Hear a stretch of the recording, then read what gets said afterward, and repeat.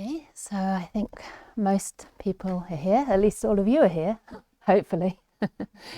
And how many people are new today for the first time? Okay.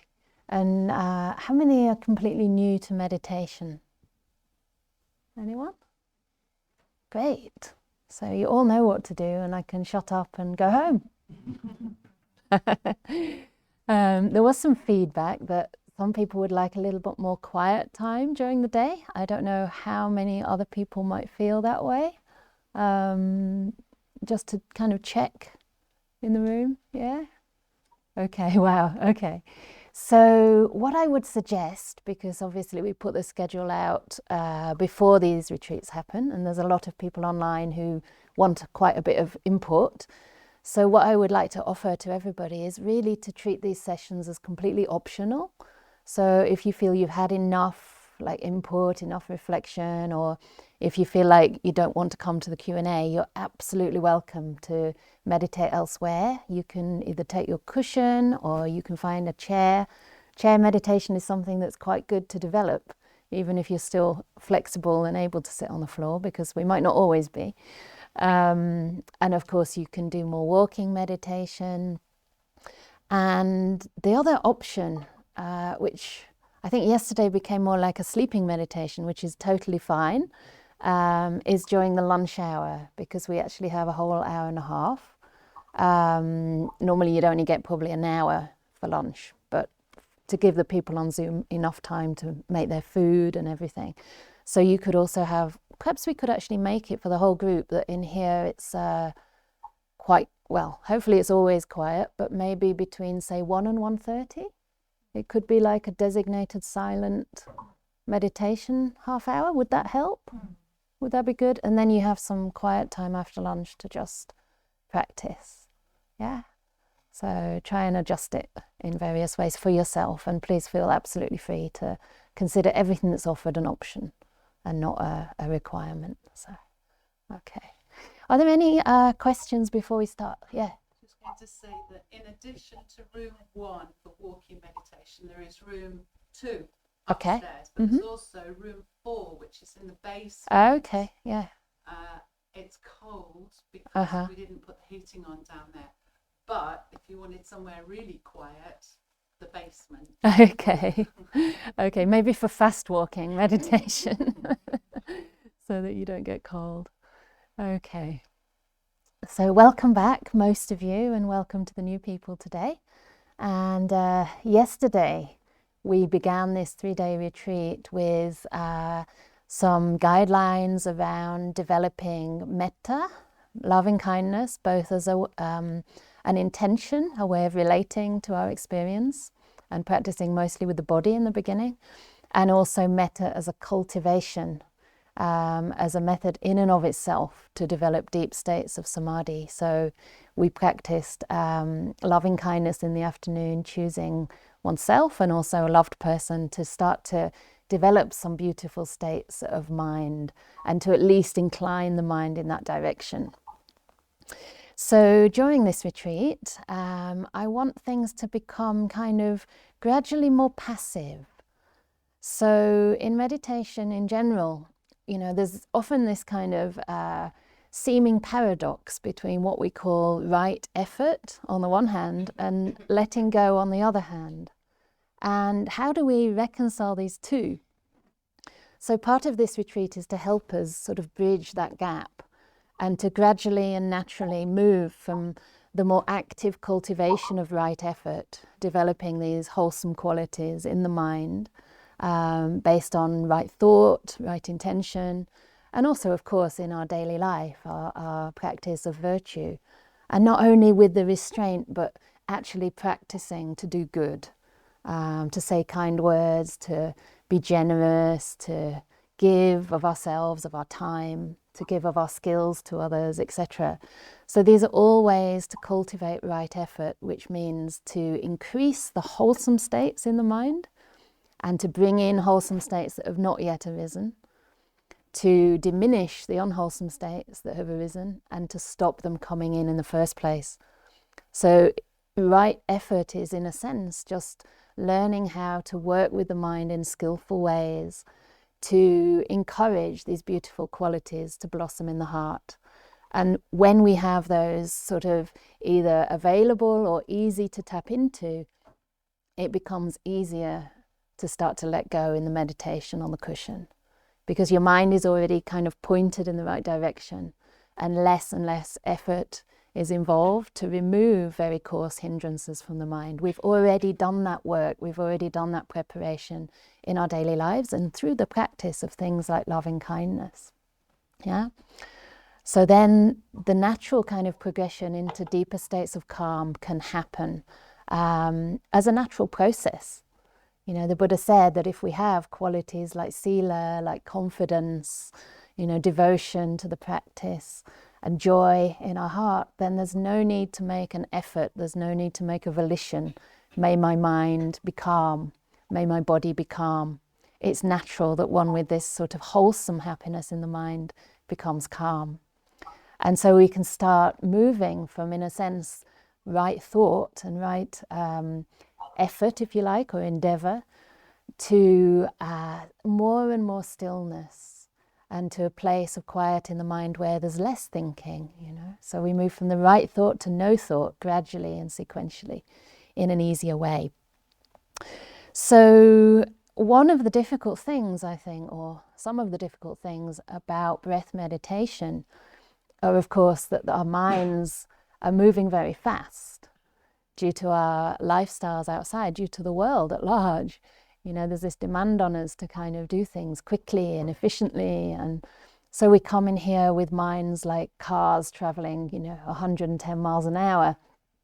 And then we sit down on the seat and perhaps think that we can suddenly put on the brakes. But of course, there can be a bit of an accident if we do that. So first of all, we're trying to slow down those thinking processes.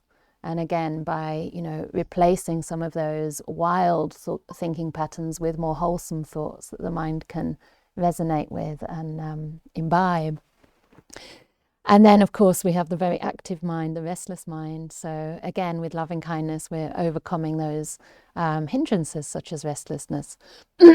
Because as the mind develops in loving kindness, it becomes much easier to be with. You know, we have a nicer mind, first of all, but we also are more accommodating of things like the restlessness and the drowsiness. We have that patience and acceptance of those things.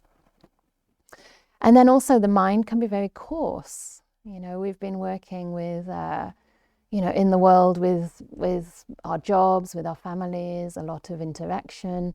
And the mind is used to kind of coarse input, especially if you do things like lots of TV or social media. You know, it's very impacting for the mind.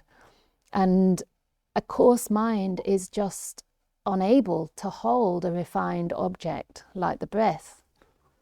You know, some people start with breath meditation, and wonderful if you have that kind of mind that finds that easy to do.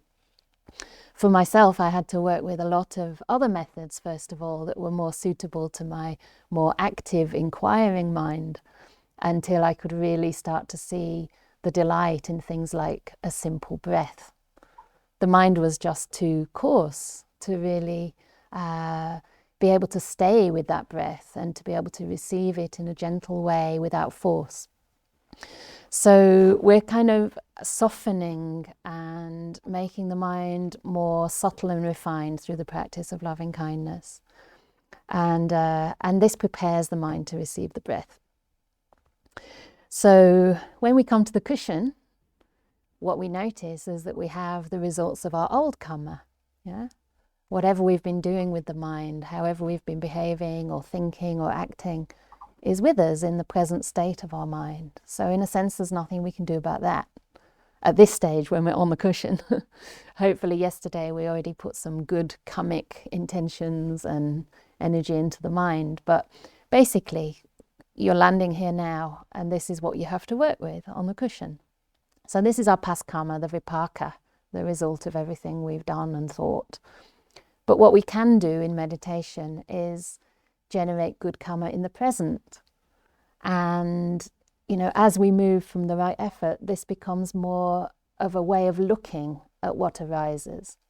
So as we sit down, for example, we might feel tiredness or some restlessness. There's nothing much we can do about that. And we don't want to make a lot of effort to remove those things from the mind at this stage. So what we can do is use ways of looking, ways of perceiving, wise ways of relating to these things to further soften and undermine their effect on the mind. My teacher Ajahn Brahm has a lovely way of describing this. He says it's making good meditation karma. It's basically what you do with what you've got, right? So you have the present moment, but then we have some influence around the way we relate to that. And this can really make all the difference in the practice. You know, sometimes big obstacles can simply dissolve almost in an instant when we realize, oh, I was just resisting that. There was some ill will toward that.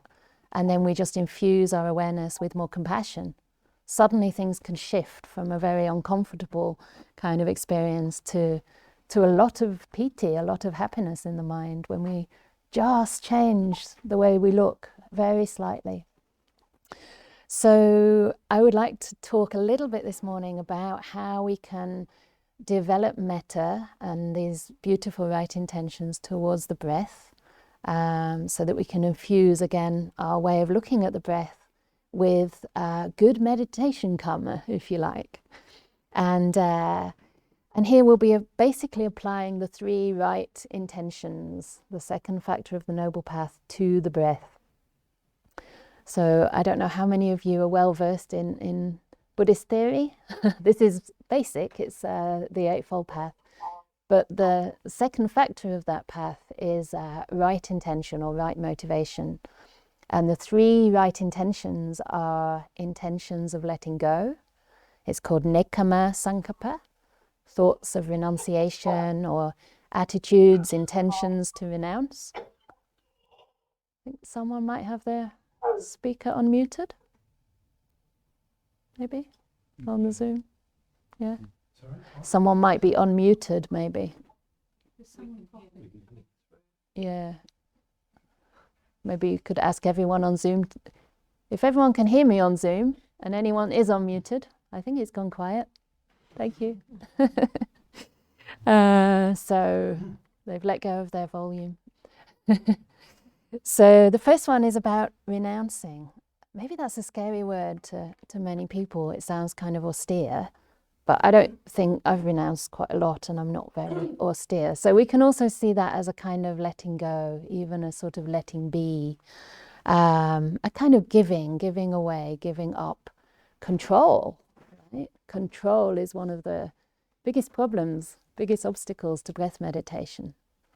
The breath comes to mind, or we go and find the breath and we want to control it, or even without intending to, we get involved, we interfere with the natural flow of the breath. So having thoughts or having the attitude of letting go towards the breath is like kind of not possessing it as ours, understanding that this breath is an aspect of nature. And our bodies are just a vehicle for that breath, like a vessel through which the breath flows. So instead of needing to fix the breath or change the breath, we can just have this very open acceptance of the breath and allow it to be there, relinquish concern. Recording in progress. Okay. So we relinquish concern for whether the breath is long or short or rough or smooth. It's not our business, it's nature's business. So we can just let it be. Yeah. And then the second of these right ways of looking, or right intentions or motivations, is avyapada sankappa, which means non-ill will. And non-ill will is directly related to metta. It's actually a synonym for loving kindness, which I find also quite beautiful, because sometimes we can think of loving kindness as a particular way that we should be feeling, you know, a particular emotion, that our hearts should be bursting with love and benevolence, and often we don't feel that way. But we can still practice to develop an attitude of non-ill will. And that by itself gives rise to a lot of loving kindness. It's almost as though once you remove the obstacles, what remains there is actually love. Love in a sense of care, goodwill, just a natural quality of the human heart. So our job is to remove the obstacles to loving kindness. So working with this attitude of non-ill will is a very powerful way to relate to the breath. So just as when we were practicing loving kindness to our body, loving kindness or non-ill will to the breath can be more of a friendly, welcoming attitude to the breath. A sense of, how are you, What can I do for you? Rather than what can the breath give to me? So loving kindness is always involved and concerned with what it can give rather than what we can get. And this, I think, helps to undermine that spiritual materialism or that desire for goals. That's another big obstacle, I think, to breath meditation, that we feel we should be getting somewhere. Maybe we're practicing in order to get calm, or in order to have a silent mind, or enter deep states of samadhi. But that's looking at the goal rather than looking at the causes, putting the causes in place for those things to come about. And when we focus on the causes, then we're actually practicing correctly, we're practicing with wisdom. And it's just a matter of time before the results take place.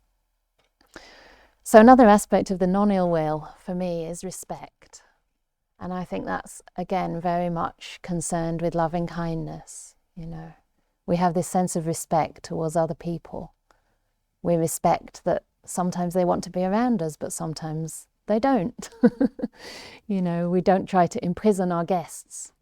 Sometimes I have really lovely guests that come to visit my monastery, and I was joking with a couple of them that there's a wardrobe, there's a big cupboard in their room, and you can actually fit 3 people in that cupboard. So I said, if you misbehave, or even if you behave well, I can put you in the cupboard, and you can just stay in there. So obviously, that wouldn't be very respectful. That would be quite controlling and, possessing the guests as my own. So we don't want to imprison our breath either. If the breath does come to mind, we have to learn to allow it in and treat it with kindness, but respecting that, if it wants to come, it wants to come. If it disappears, let it go. So we have this kind of very open and humble attitude, in a sense, towards the breath. Again, we're concerned with putting the causes in place and making the mind a beautiful place that the breath will want to enter. And that place has to be a place of kindness and also gentleness, the third type of right motivation, avihimsaka. Some people might know that word, ahimsa, from Mahatma Gandhi, who was obviously an amazing example of non-violent action, non-violent resistance. And it's basically the same word. Avihimsaka means non-violence, if you like, non-cruelty, non-harm. But the way that can manifest for me in meditation is this attitude of gentleness towards whatever comes. So metta is in a way how we relate, but gentleness is more like how we hold something. You can be loving towards someone, but not necessarily gentle. I don't know if anybody here knows the kind of love that is a little bit maybe pushy or even overbearing or just a bit too much. It's maybe a bit too involved or invested in some way. Of course, that's not real loving kindness, but, even with love, it's also about giving people space, giving things space, being gentle. And my own teacher is a great example of that. I was on retreat in Perth this year, in a beautiful part of the country, like in the hills near Perth, with very ancient rock formations. And there's this sense of great stillness and silence in that part of the world. And I had a kuti, which is like a hut in a very remote part of the bush. So I had probably 150 acres just to myself. And my main company, apart from 1 hour interview every week, was the kangaroos, who used to come and graze around my kuti in the evening sunshine. And every week when my teacher would come, there'd be some kangaroos standing nearby, just getting on with their business, chewing their grass, having their little joeys in the pouch. And I got to know one of the families really well, so I gave them names, Tawny, Fawny and Newborny. The mummy was tawny, and then there was a teenager, which was really pretty, and the little one in the pouch. And they were standing near my kuti when my teacher came for the interview. And I said to them, I started talking to them and saying, it's okay, you can stay, you don't need to go anywhere, it's just my teacher coming. And then he came along and he said, oh, just let them be. If they want to go, they can go. And I realized, okay, so even though I was attempting to be kind, I was kind of imposing my wishes for them on the kangaroos. And he was absolutely unimposing, really not getting involved. It's like, he comes there, if they go this way, fine, if they stay, fine, doesn't matter. So these kind of concrete examples in life can really help us to understand how to work with our mind. And that is one of the ways that I really appreciate his teachings to me, because he never tries to change me. Even if I ask for feedback, even if I ask him to point out my faults, he said, well, you should know them for yourself. And I'm like, aha, okay. But rather he will point out the strengths, not often, not actually very often, because even that would be kind of forming a view and making me probably think I had something to live up to. But one day I asked him, how come you've always had confidence in me? What did you think when you met me? Did you kind of see something? I'm kind of poking, right? Because I want a bit of positive reinforcement. He said, I thought you're okay. I was like, oh, cheers. I'm okay. All right, fine. And then I wanted to compare myself with another of his close disciples. I said, what about when this other monk came? What did you think about them? I thought maybe he thought they were exceptional, He said, oh yeah, I thought they're okay.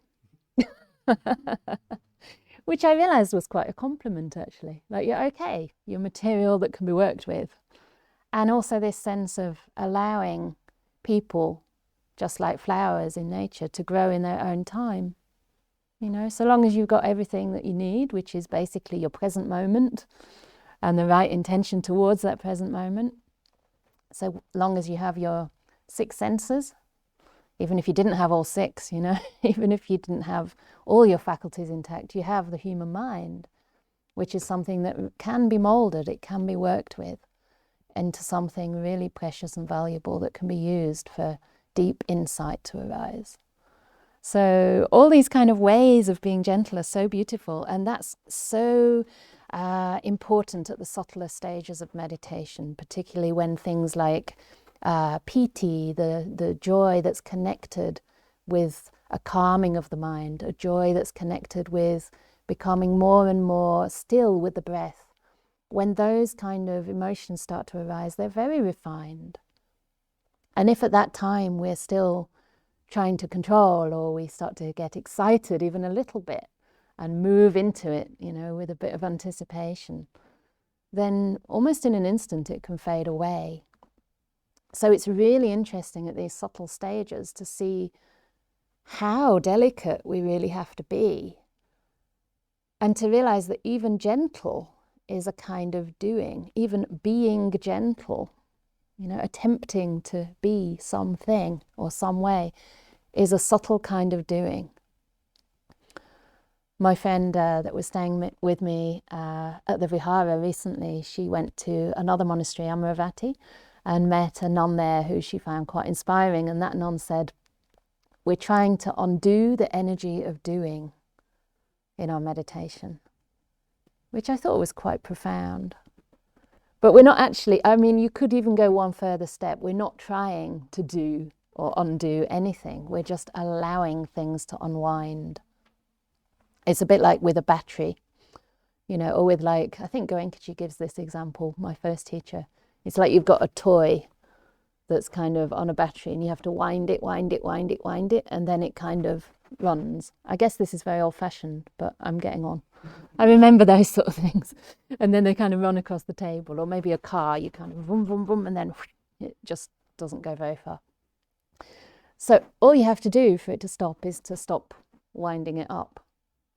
And I think it's the same with the mind, just letting it be the way it is, making sure we're not adding ill will, adding control, adding a sense of ownership, which really doesn't deserve to be there.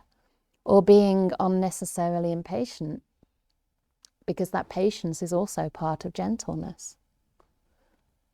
Certainly it's one of the things that is, can be worked on, I think, by everybody. And for me, it's probably one of the weaknesses in my practice. I have a lot of kindness and even acceptance, but sometimes the maybe lack of gentleness manifests as a sense of impatience. It's like, I'll be with you and I'll be kind and I'll be gentle for a while, as long as things start to settle, right? And it's subtle, it's very subtle. It's not that I would have that thought, but after a while we might think, oh, it's not working. And that's enough to show you that the thought was there. There wasn't enough patience. There wasn't enough genuine giving without expecting anything in return, or genuine trust, right? Because part of patience is giving trust. Learning to really trust the process, learning to even entrust the mind to the breath. So the breath comes to our mind, and can we learn to actually rest into that breath? Sometimes I create little images for myself, or like little creative, things that go on in my head. And one way that I learn to just rest on the breath is to imagine the breath like a pillow or like cotton wool, and my mind like, how I envisage my mind, maybe just this kind of round thing that I just gently rest on that cotton wool of the breath. And it's really nice when you have these kind of visual impressions to give you more of a sense of that letting go, that gentleness, that trust. Yeah. I won't tell you all of them because they're a bit silly, but you can create these things for yourselves, to just get a feel for what this really means, because they're subtle movements of the mind, almost not even movements, but just dispositions that we can cultivate.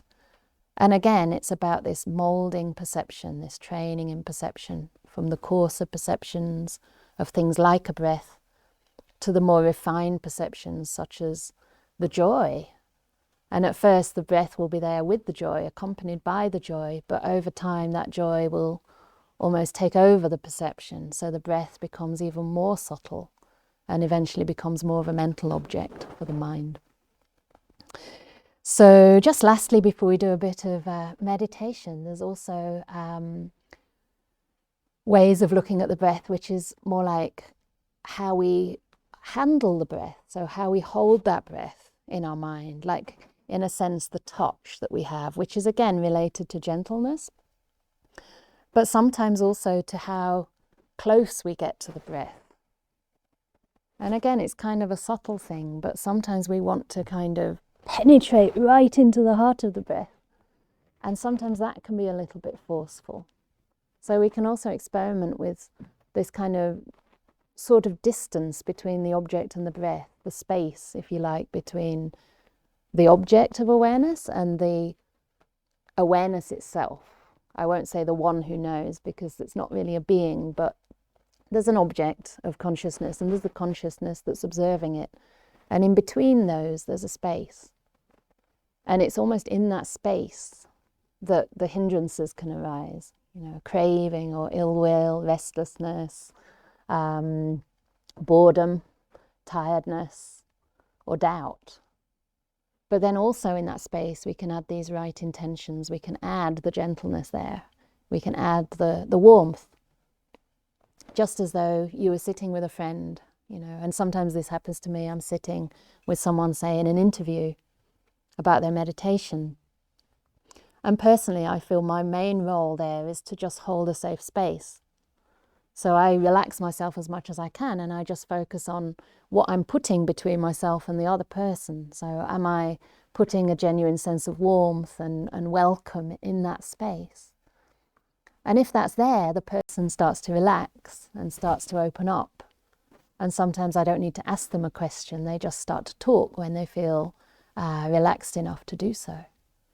So in a similar way, we can put that space between the breath and ourselves, or between anything, When we're practicing with a loved person yesterday, we were intentionally putting metta quite actively in terms of mettaful thoughts toward that person. But here we're just putting a sort of We're imbuing that space with moods and emotions that are wise and skillful. And that can be very gentle as well. So just check when you meditate, like how close you're getting to the breath. Is it like you're trying to get on top of it or inside it, or are you kind of walking alongside the breath?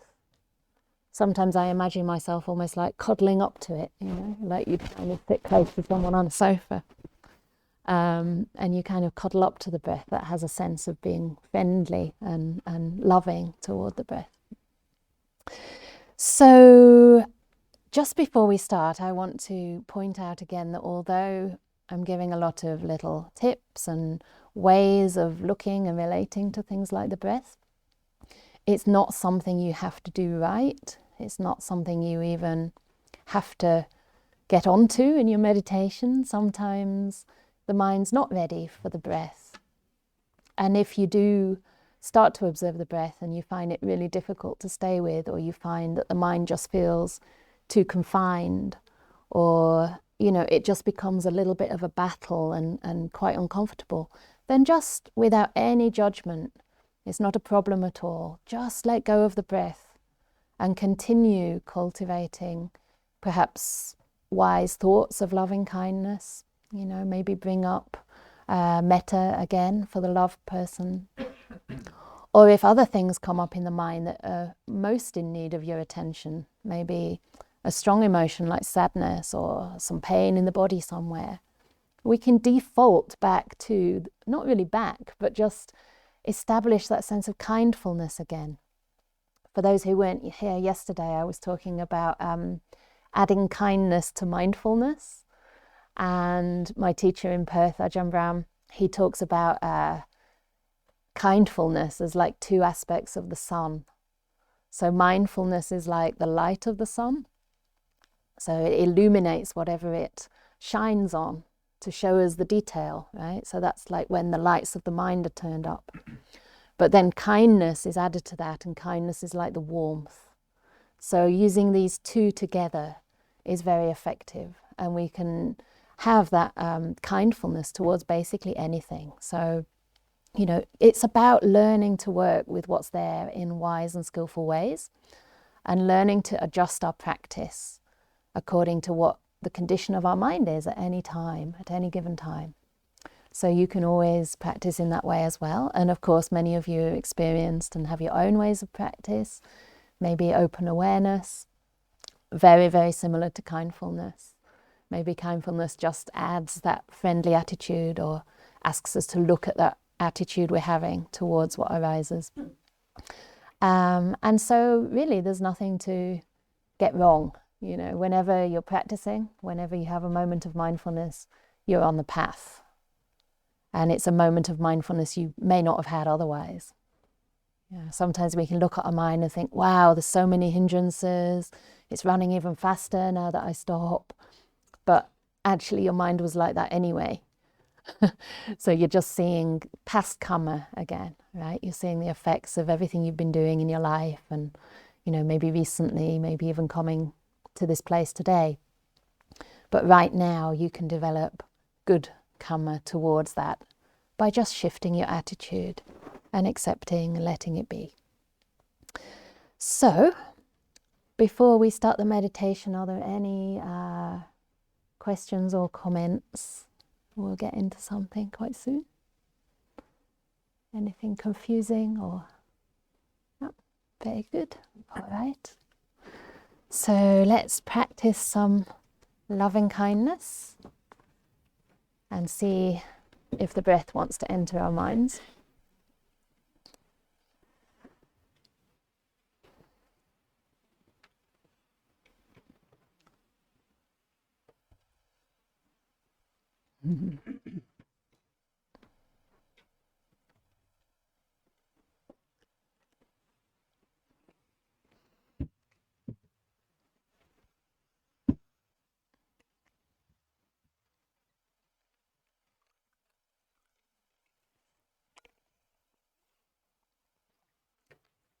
So I think most of you are quite experienced, so maybe we try for a 45 minutes meditation. Does that sound good? A little bit longer? Great.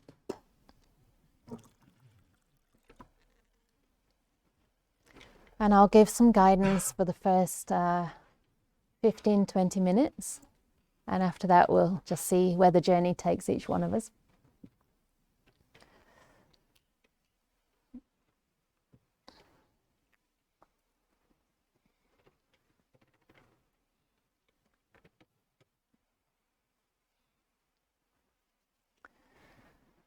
So, as usual, the first part of establishing that kindness to the body is to really give attention to your posture, the way you're sitting or lying down, and to ask the body what it needs right now.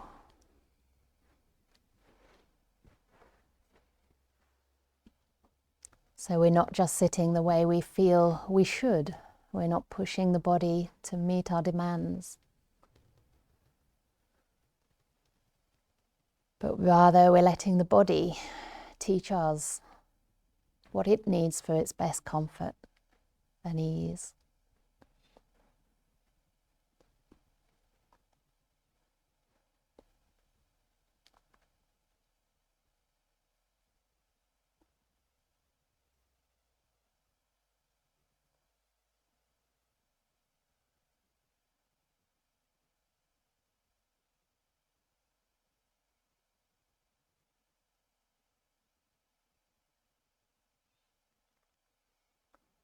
So for the first few minutes, really checking in with your body with an attitude of care, seeing if any adjustments are needed or may just help the body feel that you care.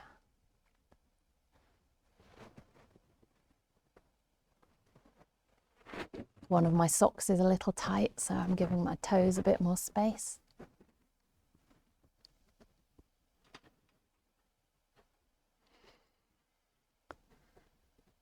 Stretching the back and the neck. And especially noticing any areas that tend to store tension, such as the shoulders, the jaw, maybe the brow.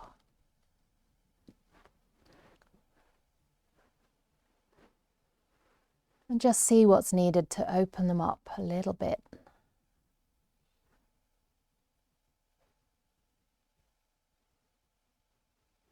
Perhaps imagining any tight muscles expanding gently.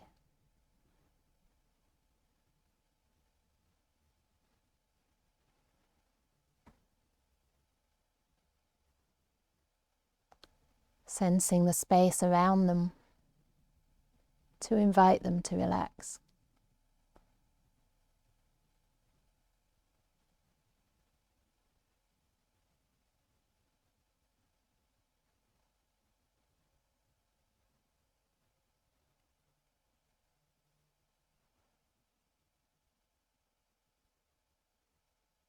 And spreading kind awareness through your body,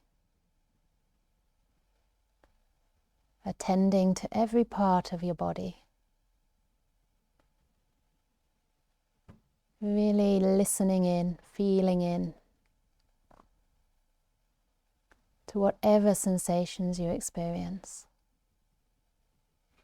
with a friendly, welcoming attitude of kindness and care.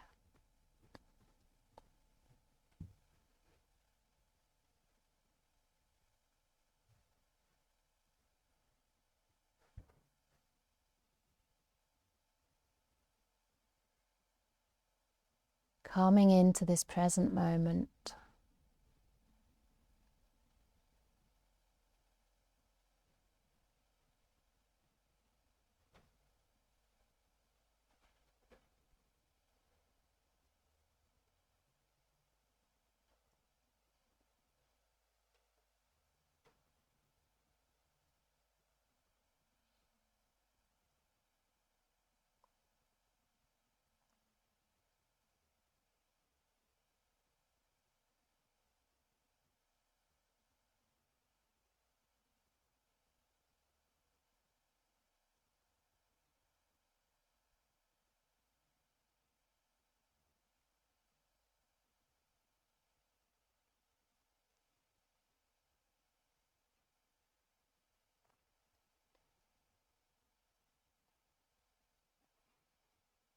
And noticing the condition of your mind right now, without any judgment.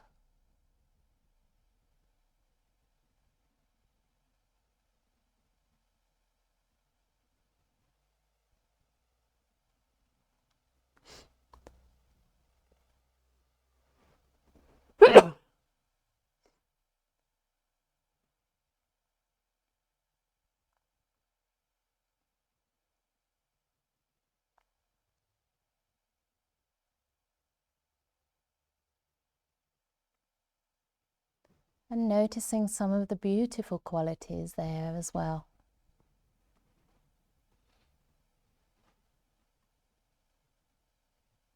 So if there's anything that you really respect and value in yourself, any particular quality,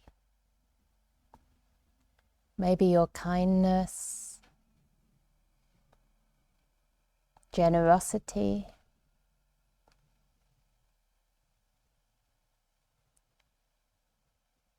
the fact that you're trying to walk on this path.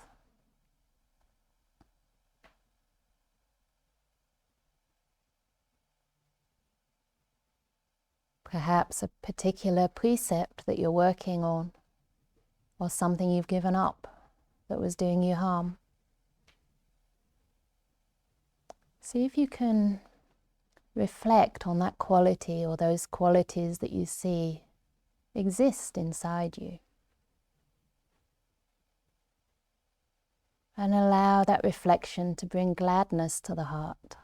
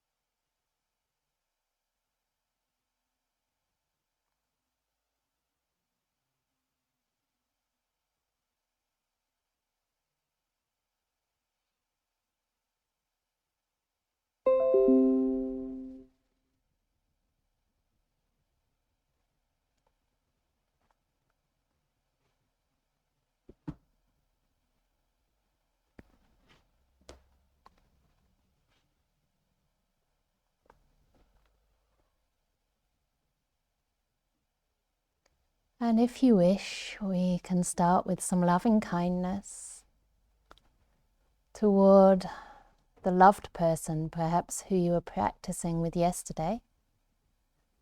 If there was a person or a being that came to mind, and that you were able to develop thoughts of loving kindness toward, then choose that same person.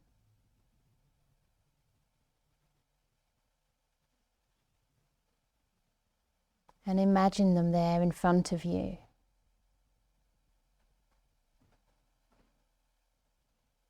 So for those who joined today, this person is someone you feel a sense of ease and happiness to be around.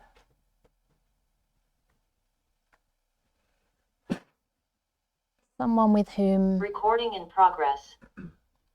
The relationship is not complicated, but very simple and joyful. Perhaps the relationship of a dear friend, maybe a nephew or a niece,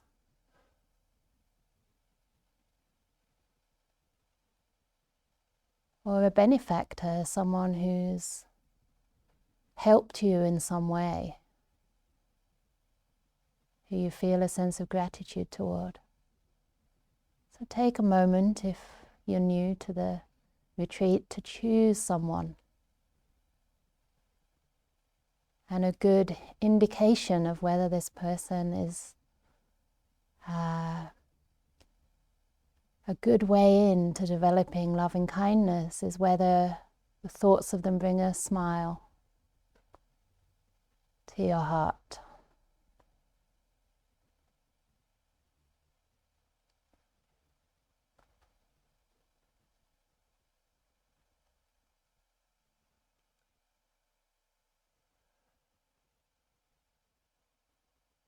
And then we're going to imagine offering them the thoughts of loving kindness, as though offering them flowers.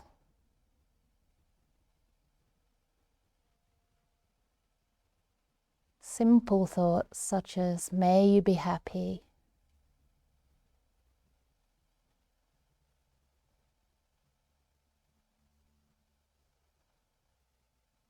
May you be healed.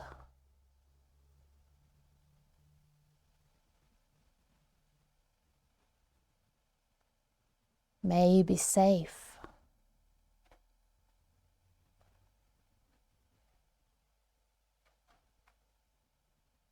May you be at peace.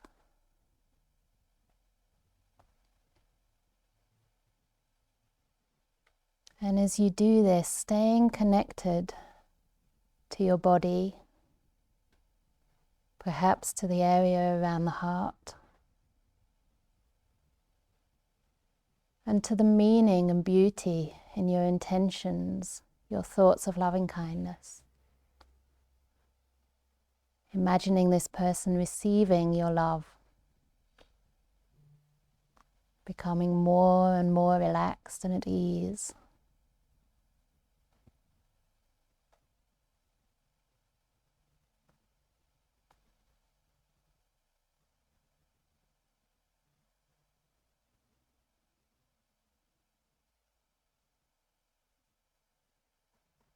If your mind is very active, thinking a lot, you may want to repeat the phrases in close succession.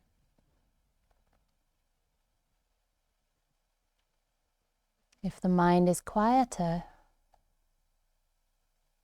you can reduce the frequency of each thought.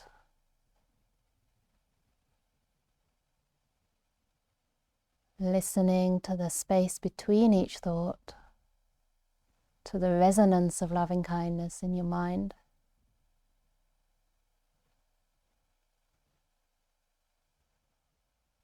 Until that emotion of loving kindness becomes so strong, you may not need any words. So just see whatever works for you at this time.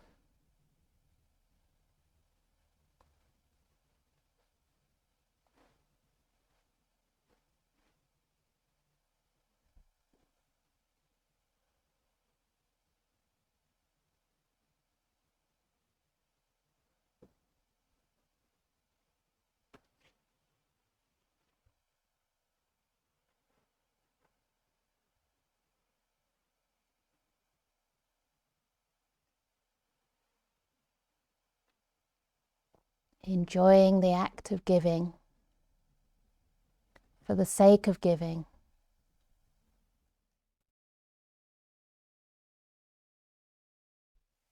Without expecting anything in return.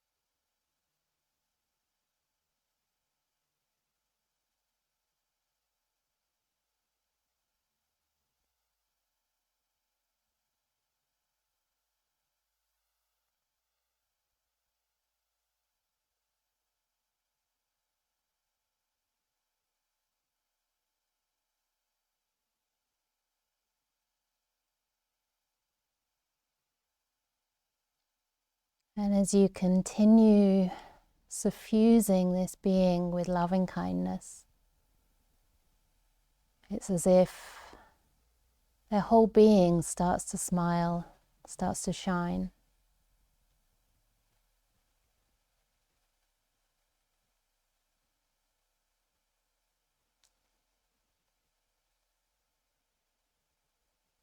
And the loving kindness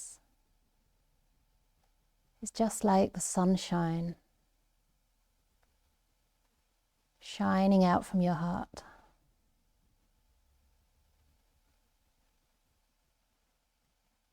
Warm, accepting, embracing this person, whoever they are, whatever their faults. Pure goodwill and benevolence.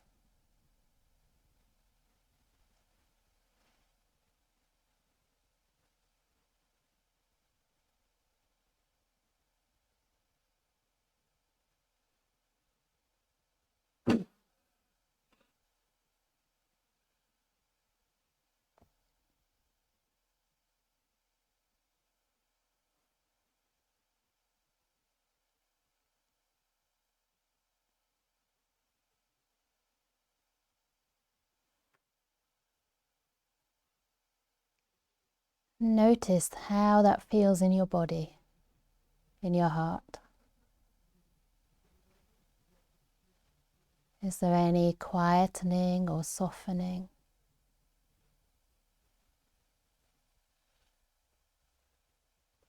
Maybe more energy, more joy.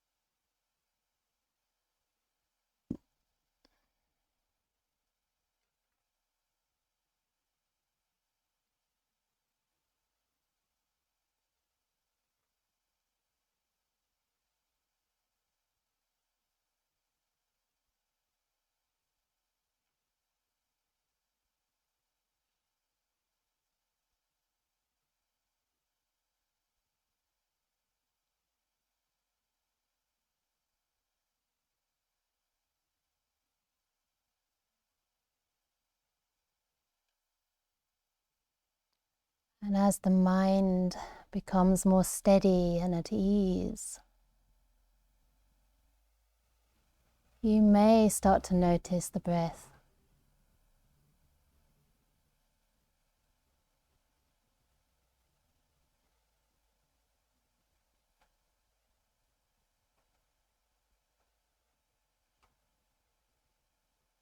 If the breath wants to enter your mind, let it in.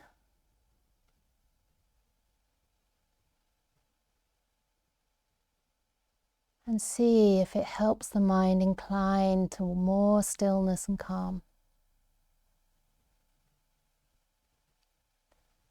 Maintaining this beautiful attitude of loving kindness.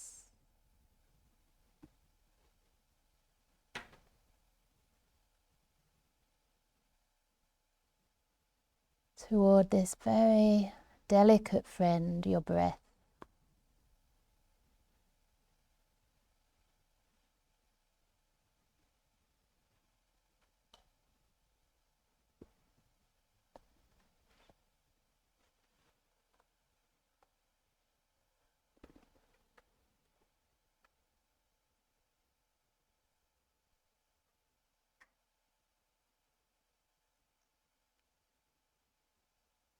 You may find you want to widen the spaces between the phrases of loving kindness, to rest on the breath.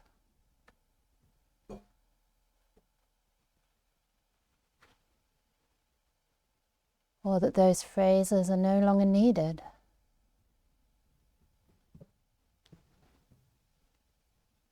And the breath becomes your friend.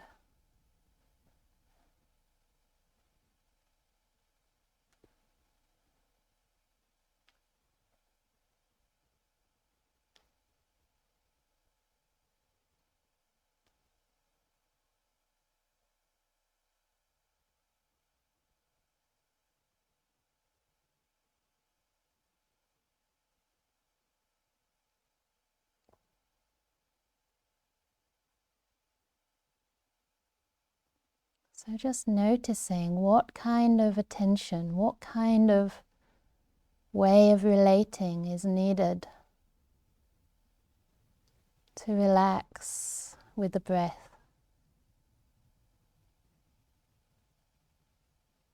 What kind of touch?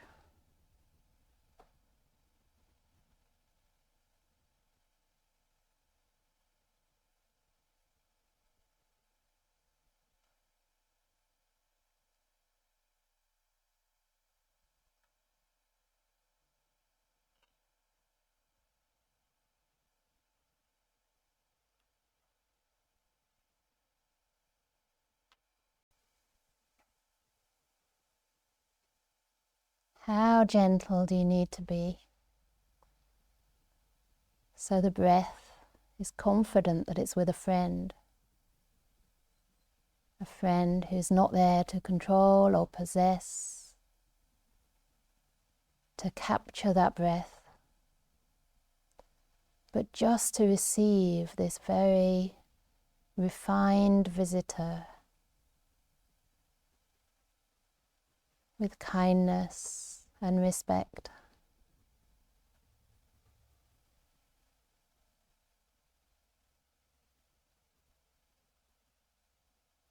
So I'll be quiet now and allow you to let the meditation unfold,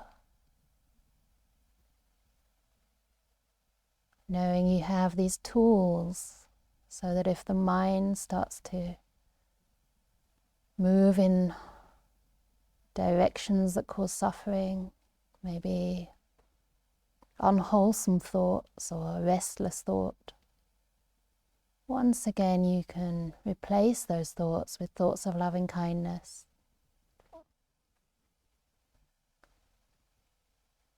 And as the mind becomes quieter, settling on the breath.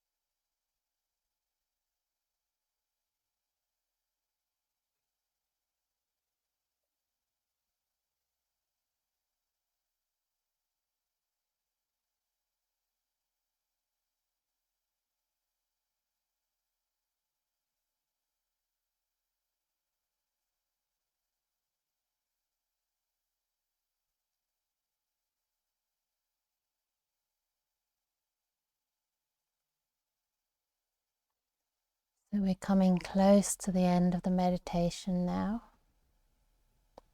Although if you wish, you can of course carry on.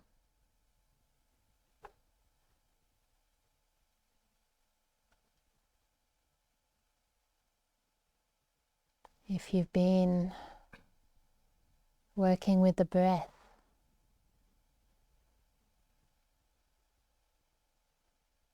appreciating a few more breaths and thanking your breath for being present with you now.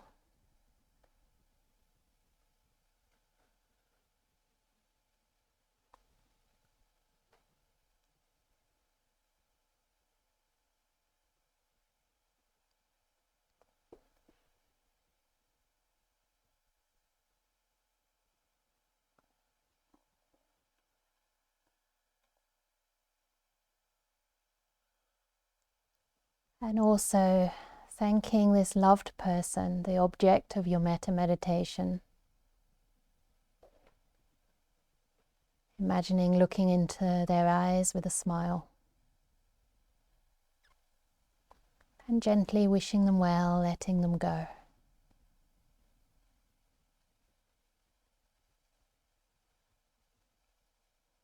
Coming back into your body.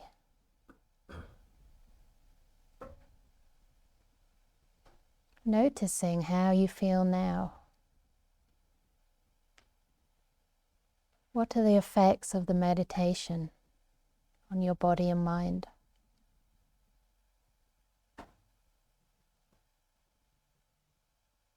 Do you notice a little more calm?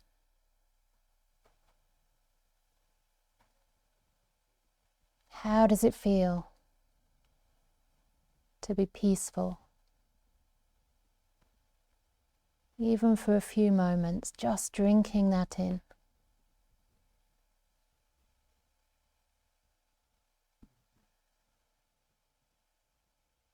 Learning to get a taste for peace. A taste for the happiness of stillness and calm. However subtle, however humble.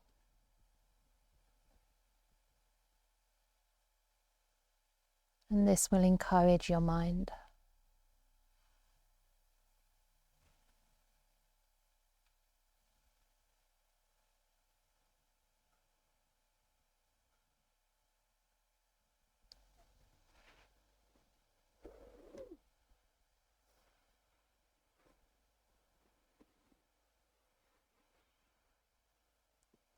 So I'm going to ring the bell 3 times.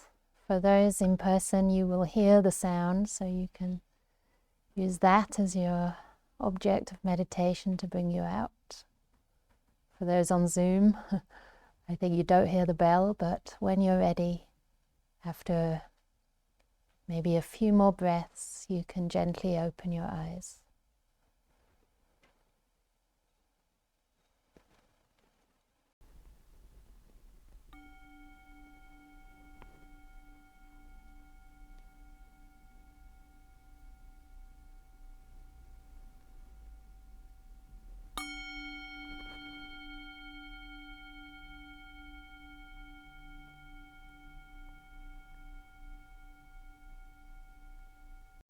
And when you do open your eyes, please wear at least a little smile.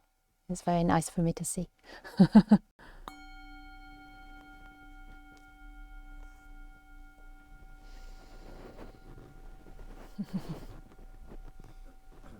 Thank you. That's lovely.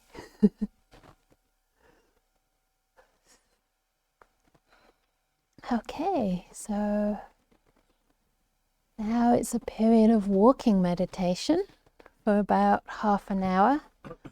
And yesterday I encouraged you to feel into the sensations on the moving parts of the body, on the feet, if you want to narrow things down. When the mind gets more still, it tends to hone in on smaller areas and see much more. So sometimes it becomes fascinating, just this movement and the sensations in the feet. So if you want to practice that way, please do. Remembering to add a feeling of gratitude and kindness to the mindfulness that you're developing in the walking meditation. If you're really keen on developing breath meditation, you can see if you can stay aware of the breath while you do walking. I would suggest that's a little bit subtle of an object to use, and it's usually a little more beneficial to just work on establishing that continuity of mindfulness through the sensations. The other option, and of course you can add your own options, is to continue practicing the loving kindness towards the object that's easy, because this just keeps the mind in a very wholesome condition, a very wholesome state. And you can feel like you're really serving in a way. So this retreat is not only for you, but it's for those people who are very dear in your life as well. So if you wish, you can walk and from time to time bring them to mind. Use the phrases of loving kindness as you go about these periods of walking, or even all those in-between periods that are so easy to miss.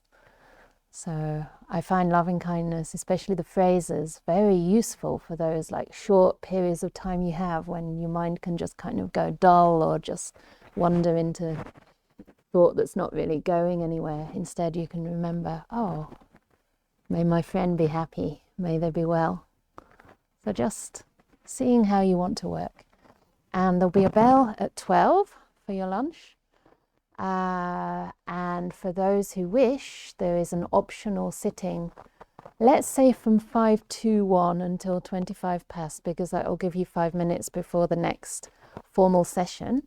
So I don't know if we really need a bell for that. I think probably not, because you'll be busy anyway eating lunch. And so if you want to come in around 5:02 until about, we could have a bell at maybe 25 past as usual, which will indicate the end of that silent sit and the beginning of the next session. So I'm not going to be here for that sit, but please take the opportunity for those who wish. And maybe if other people want to, I don't know, write anything or rest, they could do that outside, so that the energy here is just for practice between 5:01 and 25 past. Is that good? Does that sound like good use of space? Okay, so yeah, keeping the cultivation of wholesome states in mind. Also while you eat, sometimes these days especially, knowing, how difficult times are economically, not only here, but, even more so in other countries. And for the refugees, sometimes I look at my meal and without feeling guilt, I just genuinely wish that all beings could eat this well, and could receive that sense of gratitude. Well, care mostly, the care that goes into the food that I receive. It's incredibly touching and a very beautiful part of monastic life that, people put so much time and care into the gifts they give. And then that evokes this feeling of gratitude. So in the same way, even for people who are non-monastics, the food has come through the toil and labor and care of so many people. Even if you've made your own food, it's come from your care, right? But from this whole chain of people that have put their time and effort into that. So to remember the gratitude when you eat can be a very beautiful form of eating meditation as well. So I'll see you later.